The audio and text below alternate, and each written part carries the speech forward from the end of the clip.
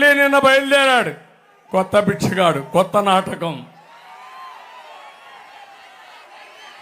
బాబాయిని గొడ్డలతో లేపేసింది ఎవరు తమ్ముళ్ళు అని అడుగుతున్నా.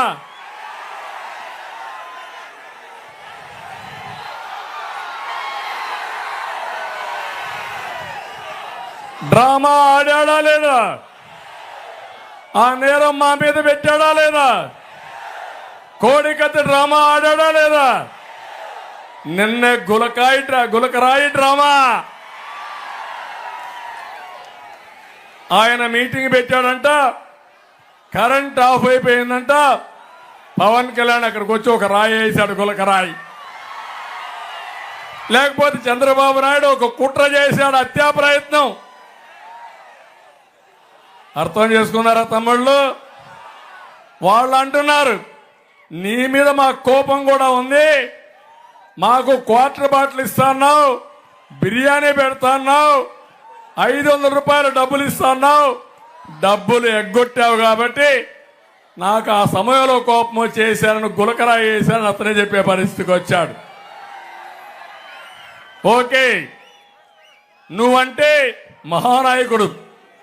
పవన్ కళ్యాణ్ గారు ఒక మాట అన్నారు, ఏదైతే ఒక అబ్బాయి గౌడ అబ్బాయి ఎక్కడైతే రేపల్లెలో చెల్లెల శీలాన్ని కాపాడాలని అమర్నాథ్ గౌడ్ అనే వ్యక్తి గట్టిగా ఇంట్లోకి చెప్పి అక్కను కాపాడుకోవడానికి ప్రయత్నం చేస్తే నడి రోడ్డు మీద ఇష్టానుసారంగా పెట్రోల్ వేసి తగలబెట్టారు.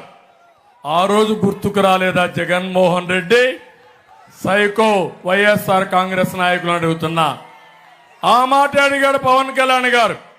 ఇప్పుడు అంటున్నాడు ఆయన, నా మీద దాడి చేసినప్పుడు, పవన్ కళ్యాణ్ గారి పైన దాడి చేసినప్పుడు ఎప్పుడూ ఖండించలా. నేను ఖండించా, ప్రధానమంత్రి ఖండించారు, అందరూ ఖండించాం.